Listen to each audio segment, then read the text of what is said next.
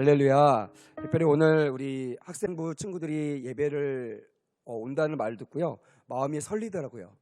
왜냐면 제가 또 사랑하는 학생들이고, 또 학생들과 우리 청년들이 마음을 모아서 이 말씀을 들으면 참 좋겠다라는 생각을 하고 있었는데, 또 같이 예배를 참여해서 너무나 좋습니다. 자, 우리 오늘 나누실 말씀의 제목을 한번 따라해 봅시다. 회복의 마중물 사명. 회복의 마중물, 회복의 마중물이 사명이라는 제목으로 오늘 말씀을 나누려고 합니다. 오늘 제가 학생들 온다고 해서 PPT를 좀 사용할 겁니다. 중간중간 PPT를 보시면서 말씀을 들으시면 되겠습니다. 제가 청년 사역을 처음 할 때만 해도요, 가장 많이 나온 말이 뭐냐면 바로 이 3포 세대였어요. 3포 세대. 근데 이게 3포 세대가 뭐냐면 연애, 결혼, 출산을 포기한다는 뜻이에요. 아마 가물가물할 겁니다. 완전 옛날 얘기입니다. 한 10년 전의 이야기입니다. 청년들이 연애를 안 하고요, 또한 연애를 안 하니까 결혼을 안 하고요, 결혼을 안 하니까 자연적으로 출산이 줄어드는 그 세대를 말하는 말이었습니다. 취업이 어렵기 때문에요, 포기할 수밖에 없었던 것이 필요했고, 다른 것을 포기한 것이 아니라 자기에게, 가장 연약한 자기에게 필요한 것들, 원하는 것들을 포기하는 그런 과정들을 겪었습니다. 그러더니요, 갑자기 늘었어요. 5포 세대라고 해서 내 집 마련과 인간관계까지 포기하는 5포 세대로 이게 약간 확대가 됐습니다. 그러다가 저기 보시면 알겠지만 7포 세대라는 말을 최근에 제가 들었습니다. 뭐 최근에라 봤자 한 4, 5년 정도 이야기입니다. 최근에 7포 세대라고 해서 여기에다가 꿈, 그리고 희망이라는, 교회에서 가장 많이 청소년들과 청년들에게 하는 주제인 꿈과 희망까지도 포기해야 된다는 그런 세대로 청년들과 청소년들이 몰리고 있었어요. 이것도 너무나 기가 막힌데요, 얼마 전에 들어보니까요, 심지어는 모든 것을 포기했다고 해서, 저 밑에 보이시죠? M4 세대. 더 이상 뭐를 포기하라 아니고 그냥 네가 생각하는 모든 것들을 포기해야 된다. 그래서 어떤 프로를 보니까 청년들이 뭐 여행을 가고, 여행 그냥 가는 게 아니죠. 세계여행 막 500만 원, 1000만 원 되어 세계여행 가는 청년들도 있지만, 어떤 친구들은요, 친구들하고 라면 하나 먹는 것도 구박받고, 친구들하고 이렇게 햄버거집 가서 비싼 불고기 버거 하나를 시켜 먹는 것도 옆에 친구들한테 너 정신 나간 거 아니야? 너 제정신이야? 라는 말을 듣는 청년들이 지금도 존재하고 있더라고요. 그들은요, 내가 좋아하는 모든 것들을 포기할 수밖에 없는 그런 상황까지 몰려간다는 것입니다. 과연 이것이 청소년들만의 문제일까요? 여기 계시는 50대, 60대 분들도 아마 공감하시는 내용들이 나올 것입니다. 대기업들을 제가 지켜보니까요, 이제 저도 이제 나이가 들수록 이제 대기업에 다니는 어른들, 또한 저의 윗세대들과 대화하는 시간이 점점 늘어났어요.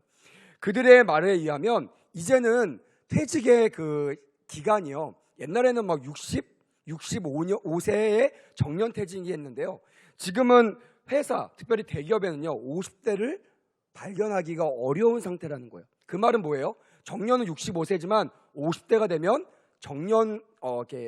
그 사람들을 퇴직시키는 그런 사업들이 많아진다는 것입니다. 그래서요, 뉴스를 보니까 치킨 창업자, 여러분들 청소년들 치킨 좋아하시죠?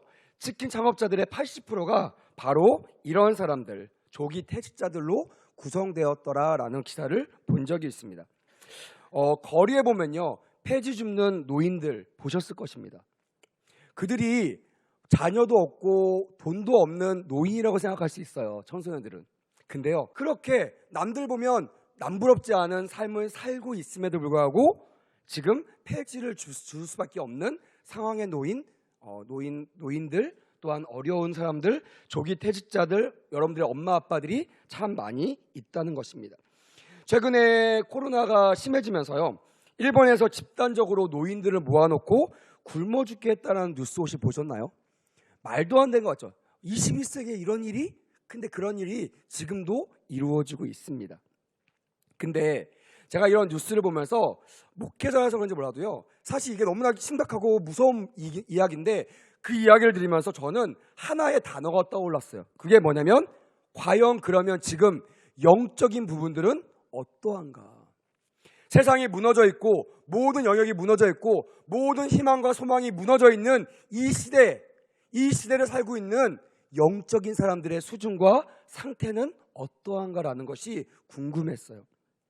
그래서 책을 보고 뉴스를 보고 또한 노트북을 이렇게 보니까요, 그 가장 많이 나와 있는 이야기들이 이렇더라고요. 지금 한국 교회는 유례없는 영적 침체에 빠졌다, 영적 침체기에 빠졌다라는 말들을 하고 있습니다. 그래서 많은 사람들이 얘기합니다. 아까 얘기했던 부분들이고요. 많은 사람들이 얘기합니다. 유례없는 영적 침체기에 빠졌다라고 얘기하고요. 동굴 속에서 나오지 못하고 있는 교회학교, 뭐 단순히 교회학교 자체만이 아니라 어린 다음 세대들을 얘기하는 거예요. 그리고 한국교회의 골드타임이 10년밖에 남지 않았다라고 책을 쓰신 박사님도 계세요. 미래학자 박사님. 저희 같은 다음 세대 사역자들은요, 이런 책을 보면요, 막 숨이 막 가파옵니다. 여러분들은 편안할 수 있어요. 당연히 10년 뒤엔 내 미래가 있겠지. 근데요, 이런 책들을 보고요, 성경을 보면요, 마음이 급해집니다. 왜냐하면 성경은 분명히 지금 시대를 마지막 시대라고 얘기하고 있고요, 오늘 주님이 오셔도 전혀 문제없는 세대, 전혀 문제없는 시대가 지금 여러분들과 제가 살고 있는 이 시대라는 거예요. 그래서 이런 시대에 살고 있는 우리가 마지막 날 주님이 오실 때 내가 올 때 너희들의 믿음을 보겠냐고 말씀하셨어요. 그 말은 뭐냐면 내가 이 땅에 와서 너희들을 데리고 갈 건데 신부를 찾을 텐데 그 신부를 찾는 첫 번째 또한 마지막, 처음이자 마지막인 조건이 뭐냐면 영적 상태라는 거예요. 그것을 성경은 믿음이라고 우리에게 말하고 있어요. 그러니까 저는 설교 때마다요, 줄곧 믿음에 대해서 강조합니다. 여러 가지가 있습니다. 성결도 중요하고요, 중생도 중요하고요, 복 받는 것도 중요하고 죄사함도 중요합니다. 네, 중요합니다. 하지만 그 모든 것들이요, 믿음으로만 가능하다는 것을 저는 일찍이 말씀을 통해서 깨달았기 때문에 여러분들에게 다시 한번 권합니다. 마지막 때에 살고 있는 여러분들이 믿음을 장착하시기를 주님의 이름으로 축복합니다. 아멘. 그 믿음이 어떤 믿음이냐면 내가 인정하는 믿음이 아니라 이 시대가 이 정도면 괜찮은 청년입니다, 저 청년 정도 되면 믿음이 있어요 라고 얘기하는 남들이 인정하는 믿음이 아니고요, 따라합시다. 하나님이 인정하시는 믿음, 더 크게 하나님이 인정하시는 믿음, 이런 믿음의 사람들 되시기를 주님의 이름으로 축복합니다. 아멘. 제가 가장 두려운 것이 이거예요. 우리는 믿음이 있다고 생각했는데 마지막 날 주님 오실 때 내가 들림받지 못하는 거예요. 마지막 날 내 옆에 사람들은 다 하나님 앞에 가는데 나는 정말 가고 싶은 나는 그 하늘나라를 맛보지 못하면 어떡하나. 이거는 믿음 없음의 문제, 아니면 내가 불신자의 믿음의 문제가 아니라 정말 내 믿음이 하나님이 인정하신 믿음이냐는 그 믿음이 없는 거예요. 사실 제가 만나본 많은 청년들과 많은 다음 세대들은요, 이 믿음이 흔들려요. 믿음이란 말을 많이 들었습니다. 믿음은 말씀을 들음으로 생긴다는 말도 알아요. 그래서 말씀도 듣고요, 말씀도 읽고요, 암송하는 일도 많이 합니다. 근데 중요한 건 뭐냐면 이렇게 하는 나의 믿음이 마지막 날 주님 오실 때 주님이 픽업하시는, 주님이 원픽으로 나를 찍으시는 그런 믿음인가 아닌가라는 그 불신함, 그 불안감이 여전히 우리를 고통스럽게 하고 있다는 거예요. 하지만 여러분, 오늘 말씀을 통하여 그 믿음이 확실하게 굳어지는 은혜가 있기를 주님의 이름으로 축복합니다. 아멘. 지금 이 시대가 많은 사람들이 얘기하듯이 동굴 속에 있어 보일 수 있습니다. 혹시 여러분 동굴과 터널의 차이를 아십니까? 네, 우리 믿음이는 알 거예요. 제가 정말 많이 설교했거든요. 동굴과 터널의 차이는요, 둘 다 깜깜합니다. 가면 갈수록 깜깜해요. 근데 동굴은요, 나가는 빛을 볼 수가 없고요, 터널은 조금만 참고 가면요 반드시 빛을 보게 된다는 거예요. 그게 무슨 말이냐면 똑같이 답답하고 어렵고 내 믿음이 무엇인지를 잘 알지 못하는 동굴과 터널의 가운데, 어두운 가운데 있는 여러분들이 믿음으로 달려나가기만 하면 내가 있는 곳이 동굴이 아니라 터널이었다는 것을 깨닫게 된다는 것입니다. 그 말은 반드시 여러분들이 빛 대신 예수님을 만날 수 있게 된다는 것을 의미합니다. 분명히 해결책이 있음을 믿으시길 주님의 이름으로 축복합니다. 아멘. 너무나 당연한 얘기인데요. 그 해결책이 어디에 있을까요? 성경에 써 있네. 성경에 써 있어요. 그래서 청소년들 죄송합니다. 이런 말 제일 싫어한다고 했는데 성경을 읽으세요 이 말을 되게 싫어한다고 하더라고요. 왜냐면 교과서 읽는 것도 힘들고 그다음에 요즘에는 책도 안 갖고 다니잖아요. 그냥 패드 같은 거로 보고 인터넷으로 소설을 읽는 그런 시대에 고리타분한 옛날 책을 읽으라는 게 청소년들에게는 청년들에게는 좀 어려운 일로 들릴 수 있습니다. 하지만 우리가 성경을 읽어야 될 이유는 다른 것이 아닙니다. 성경에 해답이 있기 때문임을 기억하시기를 주님의 이름으로 축복합니다. 아멘. 코로나가 심해지면서요, 이 사회에 이런 말이 나돌고 있습니다. 코로나가 지구를 뒤엎었다, 지구를 뒤집었다라는 말들을 많이 들었을 것입니다. 코로나 전하고 코로나 후하고요, 너무나 우리의 인생의 모든 패턴과 환경이 달라졌습니다. 옛날에는요 마스크 거의 안 썼죠. 근데 지금은요 조금만 내 몸이 안 좋으면 너무나 쉽게 마스크를 씁니다. 그리고요 사람들 많은 곳을 피하고요, 그리고 많은 사람들이 침을 튀겨 얘기하는 것을 굉장히 어려워합니다. 뭐 이것만이 아니죠. 조금만 어려움이 오면 숨어 들어가고요, 조금만 어려움이 들어가면 남들과 동떨어져서 안전지대를 찾는 것이 지금 코로나 이후 세대의 많은 사람들의 모습이라고 얘기합니다. 오늘 본문에 나오는 이 느헤미야도요 이런 아주 어려운 환경 가운데 놓여 있었음을 성경을 통해서 알 수 있습니다. 한번 느헤미야의 이야기들을 통해서 이 마지막 시대 때, 소망이 없어 보이는 이 시대 때 여러분들에게 하나님께서 믿음을 주시는 이유를 받으시고 깨달으시고 마음에 장착하시는 은혜가 있기를 주님의 이름으로 축복합니다. 아멘. 느헤미야는요 바벨론 제국에 의해서 나라가 멸망되었을 때, 다시 말하면 우리나라가 멸망되었을 때 여러분들이라고 생각하시면 됩니다. 그때 여러분들 나이 때 포로로 끌려갑니다. 그렇게 끌려간 유다인의 자손이에요. 다시 말합니다. 자기의 나라가 멸망당할 때 포로로 끌려가는 누구라고요? 유다인의 자손. 유다인이 누굽니까? 하나님이 나의 백성이라고 콕 집어서 원픽하셨던, 콕 찍어서 너는 내 백성이야, 나는 너의 하나님이야 라고 약속하셨던 하나님의 백성입니다. 근데 그 하나의 백성이요 나라를 빼앗겨요. 이거 너무나 기가 막힌데 내가 하루아침에 포로로 끌려가는 그런 상황 속에 놓이게 됩니다. 근데 여러분, 제가요 이 느헤미야를 읽으면서 기분 좋고 너무나 기뻤던 게 뭐냐면, 느헤미야의 기사를 보니까요 느헤미야가 절망 가운데 포기하거나 낙심한 사건들이 기록되어 있지 않습니다. 왜? 그렇게 어려운 환경에 있음에도 불구하고 왜 그가 믿음을 잃어버리지 않았을까? 저는 이 메시지가 지금 이 어려운 시대를 살고 있는 여러분들에게 소망의 메시지로 들려지기를 주님의 이름으로 축복합니다. 아멘. 기대가 되시면 큰 소리로 아멘. 잠자는 친구가 있어서 제가 소리를 좀 질렀습니다. 자, 한 가지 주목하는 이유 한번 따라해 볼까요? 사명이다. 다시 한번, 사명이다. 사명이다. 이 느헤미야를 하나님께서 끝까지 포기하지 않으셨던 그 이유를 저는 느헤미야서를 통해서 느헤미야에게 있었던 이 사명 때문이라고 확증합니다. 제가 그 이야기를 여러분들과 한번 나누려고 합니다. 저는 이 메시지를 통해서 한 가지 분명한 메시지 여러분들에게 전해주기 원합니다. 잘 들어보세요.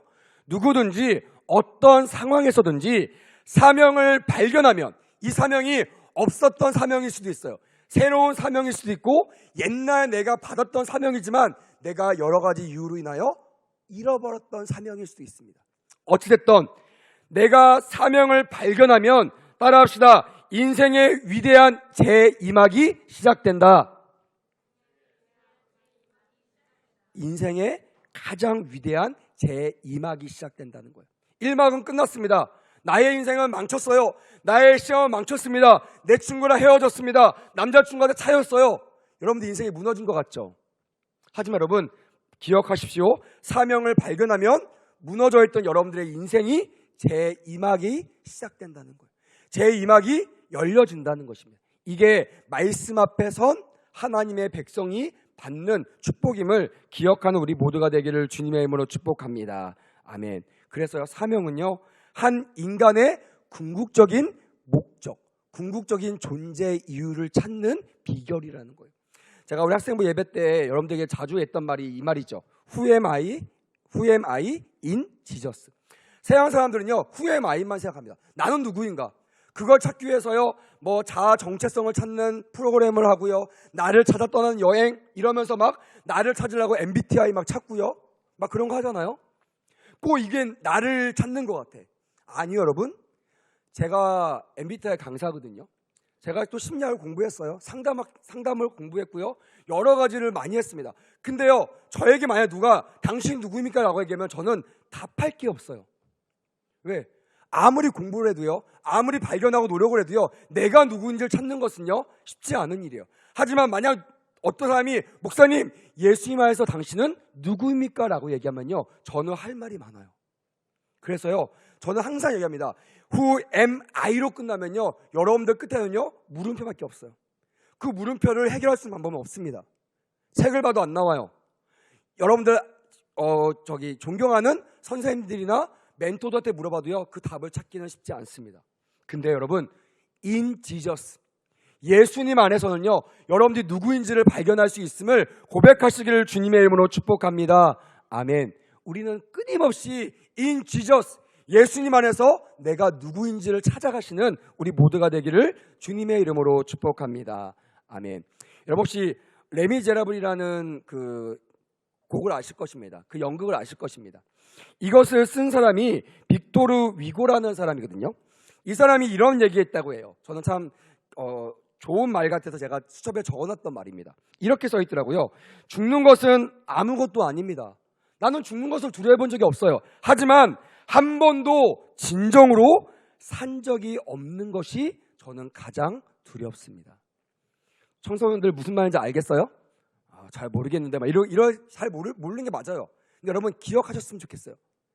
여러분 인생은요, 내가 죽고 살고 이것이 끝이 아니에요. 죽음 후의 끝이라면요, 우리가 이 자리에 나올 필요가 없습니다.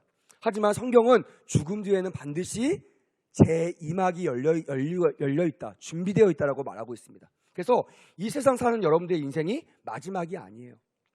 제2막을 위해서 이 1막을 잘 준비하시는 은혜가 있기를 주님의 이름으로 축복합니다. 아멘. 죽는 것을 두려워하지 마시고 내가 이 땅에서 정말 진정으로 내가 열심히 살아본, 내가 진정으로 내 의미를 찾아서 살아본 적이 있는가 있지 않는가를 여러분들 잘 판단해 보시고 여러분들 인생에서 정말 진정으로 내가 살았다, 내가 살아있구나 라고 느낄 수 있는 그 무언가를 이루시는 여러분들 되시기를 주님의 이름으로 축복합니다. 여러분들은 어떤 그룹입니까? 매일매일 작은 성공과 작은 행복을 경험하면서 살아가고 있습니까?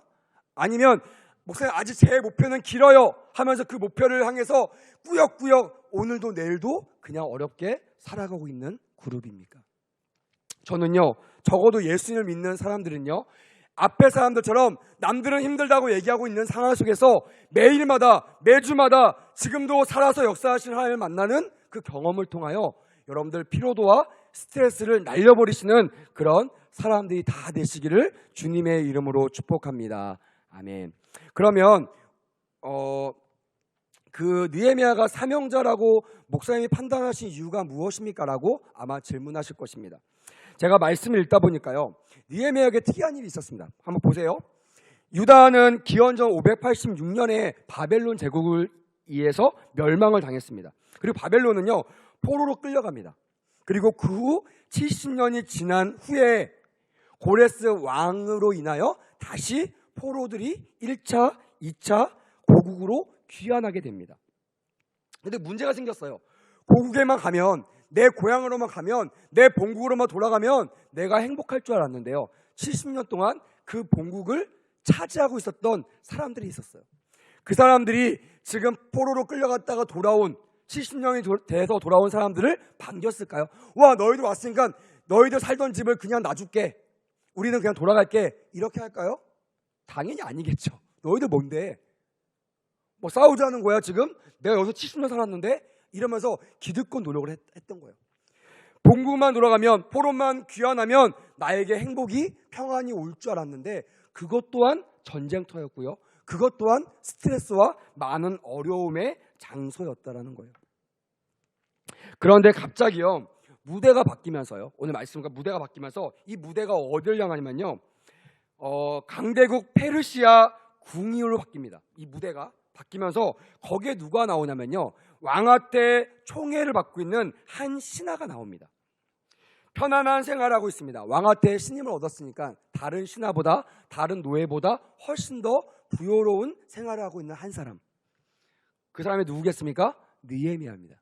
이 느헤미야가 나옵니다. 이 느헤미야에게 어떤 소식이 전해집니다. 내가 이제 제법 좀 살고 70년 동안 내가 이제 좀 정착하고 내 자리를 차지하는 그때에 예루살렘에 방문하고 돌아온 사람으로부터 놀라운 소식을 전하게 됩니다. 그게 뭐냐면 너의 본국, 너의 너가 왔던 그곳이 무너졌다는 거예요. 전쟁과 많은 어려움 속에서 무너져 내렸고 이제 폐허가 되었다는 소식을 듣게 됩니다. 근데 여러분, 그거 아세요? 이 느헤미야는요, 태어난 것이 바로 이 예루살렘에 태어난 사람이 아닙니다. 포로로 끌려가서 거기에서 태어난 사람이에요. 눈 떠보니까요, 내가 포로로 종으로 살고 있던 사람이에요. 근데 들었겠죠. 너는 지금 종이지만 옛날에는 우리는 종이 아니었어. 우리도 땅이 있었어. 우리도 나라가 있었어. 그곳만 가면, 거기만 가면 우리에게는 자유가 임할 거야. 이런 소망의 메시지를 밤마다 들었을 것입니다. 누구에게요? 엄마 아빠에게. 나는 경험하지 않았습니다. 그리고 지금 느헤미야는 평안하고 총명받는 삶을 살고 있었어요. 기득권이라는 뜻입니다.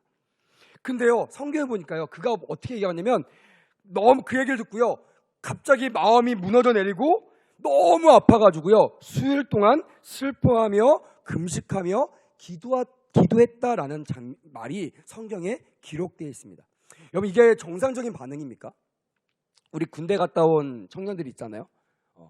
우리 권선은 아니겠지만 군대 갔다 온 청년에게 너 그 군대에 다시 돌아가, 군대가 지금 비사에 걸렸으니까 너 군대로 다시 돌아가서 복무할래? 라고 얘기하면요, 청년들이요 아마 기겁을 할 겁니다.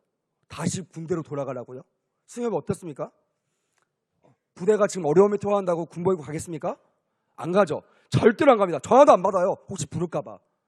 근데 여러분, 이 머나몬, 내가 태어난 땅도 아닙니다. 바벨론 땅에 태어났고 그 거리를 보니까요, 성경학자들 얘기하기는 약 1200km나 떨어진 아주 먼 땅의 이야기입니다.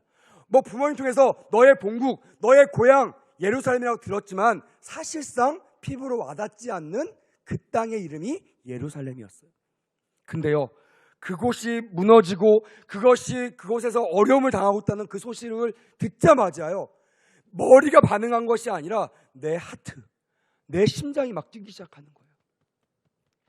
여러분, 저는요 청소년들을 많이 상대했습니다. 한 10몇 년 동안 청소년들과 뒹굴었거든요.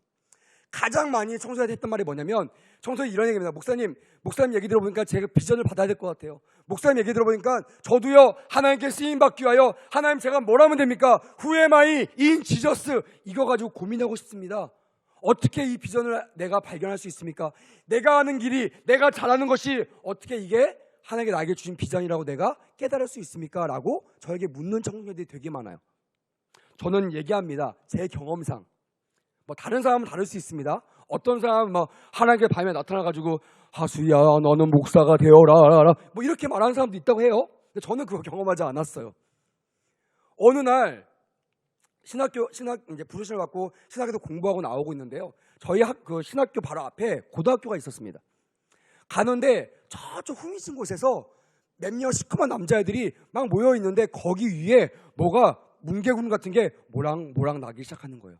뭔지 이해가 눈치채셨죠? 담배를 피고 있는 거예요. 일명 전문용어로 너구리가 돼가지고 피고 있다고 생각하시면 됩니다. 다른 사람들은 야 피해가자, 왜냐면 요즘 젊은이들 어려우니까 무서우니까 피해가자 이러는데 갑자기 마음이요 쿵당쿵당 뛰기 시작하는 거예요. 제가 뭐 용기가 있고 뭐 싸움을 잘하고 이게 아니라 그 너구리같이 펴있는 너구리 굴같이 보이는 그 뭉게구리를 보면서 갑자기 가슴이 콩당콩당 뛰기 시작하는 거예요. 다른 친구들은요 저기 멀지만 삥 돌아서 그 굴을 피해 갔는데요, 저는요 제 발걸음이 그 굴을 향해 가고 있는 거예요. 섰더니 제 키보다 한 뭐 20cm 더 큰 친구들이 쫙 모여 앉아가지고 막 깔깔깔거리면서 담배를 피고 있는 거예요. 그래서 제가 가장 만만해 보이는 친구 뒤에 가서 똑똑똑 친구야. 근데 그 친구가 웃기죠. 한 번도 보지 못한 친구라고 부르니까 친구야. 그랬더니 그 친구가 딱 보면서 누구예요? 이러더라고요. 뭐 지금은 제가 좀 약간 좀 멀쩡해 보이는데요.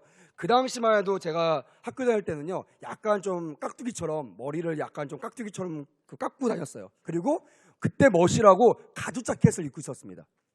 그때는 좀 약간 운동도 하고 있어가지고 근육도 좀 있었고요. 그래서 제가 그 친구한테 친구야. 그 친구가 딱 보더니 약간 겁에 질린 눈으로 저에게 누구예요? 이렇게 얘기하는 거였어요. 내가 지나가던 아저씨야. 그랬더니 그 친구가 갑자기 눈이 확 풀리기 시작하면서 뭐야? 이러면서 또 얘기하기 시작하는 거예요. 그래서 제가 한번 또 두드렸습니다. 여기서 이러면 안 돼. 한번 생각해서 여러분 담배 피고 있는데 누가 와서 친구야 여기서 이러면 안 돼. 그럼 뭐라고 하겠습니까? 아, 네 알겠습니다. 죄송합니다. 이러겠습니까? 애들 반응이 너무 심각한 거예요. 막 옆에 있는 막 그 깡통 같은 걸 빵 치면서 아 뭐예요? 이러면서 막 저도요 제가 쫄 줄 알았어요. 뭐 지금도 한두 명은 거뜬하겠지만 그 당시 한 4명 정도 있었거든요. 근데 그 친구들이 그 깡통을 빵 차면서 막 신경이 냈는데요. 두려운 게 아니라 지금이 기회겠구나라는 생각이 든 거예요. 그래서 2명씩 이렇게 분리를 시켰어요. 4명이 달라들면 안 되니까. 4명을 2명씩 분리시키고 2명 앞에 섰습니다. 그래서 제가 했어요. 나 여기 앞에 다니는 신학교 다니는 형인데 아까는 아저씨라고 하다가 형인데 좀 약간 무서웠어요. 형인데 그러면서 그 친구한테 막 얘기했어요. 근데 그 친구가 그런 거야. 나도 교회 다니는데 한 명이. 여러분 이게 현실입니다. 교회 다녀도 담배 필 수 있어요. 그랬더니 놀라운 게 뭐냐면 저기 옆에 두 분류 이쪽에 있던 2명이요. 나도 다니는데 그러는 거예요. 전도사님이세요? 전문용어 나왔습니다. 전도사님. 교회 잘 다니고 있는 청년 학생이에요. 내가 전도사는 아닌데 전도사 될 사람이야. 근데 그 친구가 야야 뭐해 담배 빨리 꺼. 그러더니 한 명은 안 다니고 3명이 교회 다니는 친구들이 그 한마디에 갑자기 자기들이 수습하면서 담배꽁초를 툭 던지고 가는 거예요. 그래서 제가 말하려고 했어요. 담배는 주워가 하려고 했는데 갑자기 그 친구들이 버리고 가더니 갑자기 삥 멈추는 거예요. 순간 가슴이 덜컥 내려앉았죠. 혹시 나를 공격하면 어떡하지? 딱 뒤를 보더니 야 담배꽁초 챙겨. 그러더니 애들이 3명이 담배꽁초를 챙겨가지고 가는 겁니다. 그리고 집에 오면서 생각했어요. 이하수 너는 왜 하필 다른 친구처럼 돌아가도 될 일을 왜 사서 고생하고 위험 가운데 네가 뛰어들었는가. 나중에 알게 됐어요. 이것이 지금만의 일이 아니었어요. 버스 안에서도요 청소년들을 막 교복인 애들 보면요 가슴이 콩닥콩닥 뜁니다. 제가 제 후배한테요 이런 얘기 했더니 그 친구가 저한테 이래요. 형 변태야? 교복 입은 애를 보고 가슴이 뛴다고 하니까 저 변태라고 하는 거예요. 그 처음에 제가 나 변태인가? 근데 이게 아니에요. 변태면요 이상한 상상을 이어줘야 되잖아요. 근데 그렇게 이어진 게 아니라 그 친구가 궁금한 거예요. 교회를 다니는지, 그 친구가 예수님을 알고 있는지, 그 친구가 지금 자기가 누구인지를 예수님을 찾고 있는지 아닌지가 너무나 궁금한 거예요. 그래서요 매일 학교를 다니면서 왔다 갔다 하면서요 항상 그 고등학교 골목을 기웃기웃거리기 시작합니다. 거기에서요 많은 친구들 만났어요. 때로는 싸움하고 있는 친구들을 막 머리채 뜯겨오면서 말리는 적도 있었고요. 어떤 친구들은 전도하고 메시지를 전하면서 그 친구들을 가까운 교회로 인도한 적도 있습니다. 근데 제가요 저의 경험을 따라서 어떤 친구들이 비전을 어떻게 알 수 있어요? 이것이 나의 비전인지 어떻게 알 수 있어요? 라고 얘기하면요 저는 저 경험으로 얘기합니다. 하트를 알면 알 수 있다. 심장이 뛰는지 안 뛰는지 알면 알 수 있다. 만약 제가 목사인데요 제가 설교하는 게 너무나 싫어요. 그럼 이 시간이 얼마나 괴롭겠습니까? 한 10분 원고만 딱 읽고요 내려와야지 가슴이 시원할 겁니다. 근데 저는 체질이 목사인가 봐요. 앞에 세워놓으면요 끌어당기지 않는 한 10시간도 설교할 수 있을 것 같아요. 두려워하지 마시고 10시간 한다는 말이 아닙니다. 그렇게 친구들 보면 가슴이 뛰어가지고 등을 두드리고 말을 걸고 그들에게 전도를 하고 청년들이 괴로워하고 있으면 가서 함께 울고 이것을요 억지로 한다 그러면 얼마나 괴로운 일이겠습니까? 근데요 그게 행복해요. 그게 좋아요. 누우면요 아파하고 있는 청년들이 생각납니다. 기도할 때요 내 기도도 바쁜데 그 친구에서 기도하게 돼요. 전화하면요 1시간 걸리는 거리도 달려가서 만날 마음이 있어요. 그래서 여러분 저는 이 느헤미야의 사건이 너무나 이해가 돼요. 왜 한 번도 경험해보지 못하고 전설로 들었던, 이야기로만 들었던 그 예루살렘이 무너졌다는 말을 듣고 왜 가슴이 아파가지고 며칠 동안 잠도 안 오고 밥도 못 먹고 금식했을까? 오지랖이 넓어서가 아닙니다. 그에게는요, 이 중보자의 사명이 있었다는 거예요. 여러분, 이 상황이 이해되시는 은혜가 있기를 주님의 이름으로 축복합니다. 아멘. 만약 지나가는데요, 교회가 지저분한 게 마음이 너무나 쓰여요. 그걸 치워야지만 내가 속이 시원하고 내가 막 기쁠 것 같아. 그러면 이 교회를 청소하는 것이 여러분들의 달란트임을 빨리 깨닫기를 주님의 이름으로 축복합니다. 아멘. 예배를 드리는데요, 일렉이 없네? 나 일렉을 잘해. 내가 가서 일렉하면 좋을 것 같은데? 이런 마음이 든다고 하잖아요. 그 친구는요, 일렉을 위해서 하나님께서 보내신 줄 믿습니다. 아멘. 할렐루야. 제 앞에 기타가 보여서 얘기한 거예요. 그게요, 하나님께서 부르신 사명입니다. 그리고요, 그 사명을 발견하고 아멘으로 순종하는 사람에게요, 느헤미야에게 주셨던 하나님의 축복들이 몰려옵니다. 결론만 얘기하겠습니다. 다음 주 또 나눌 거니까. 이 느헤미야의 결론은 뭐냐면, 왕 앞에, 하나님 앞에 구한 것처럼 왕 앞에 가서 정말 목숨을 걸고 자기의 임무, 자기의 사명을 말했을 때 그것이 막히고 그것이 안 되는 일이 아니라 하나님께서 그 사명자를 통하여 하나님의 일들을 이루어 나가시는 것들을 느헤미야를 통해서 우리는 경험할 수 있다는 거예요. 말씀을 마무리하겠습니다. 제가 오늘 이 사명 이야기를 하려고 수많은 예화를 드렸습니다. 여러분, Who am I in Jesus? 정말 예수님 안에서 여러분들은 누구이십니까? 여러분들은 어떻게 살기를 원하십니까? 어떻게 살면 행복할 것 같습니까? 다른 답이 없습니다. 바로 여러분들에게 주셨던 사명을 발견하시는 은혜가 있기를 주님의 이름으로 축복합니다. 아멘. 가장 행복한 사람은요, 사명대로 사는 사람이에요. 내가 돈을 버는 것이 사명이면 돈을 벌 때 하나님의 영광을 보고 하나님 앞에 감사할 수 있고요. 또한 내가 주의 일을 해야 되는 사람인데 내가 지금 돈을 벌고 있잖아요.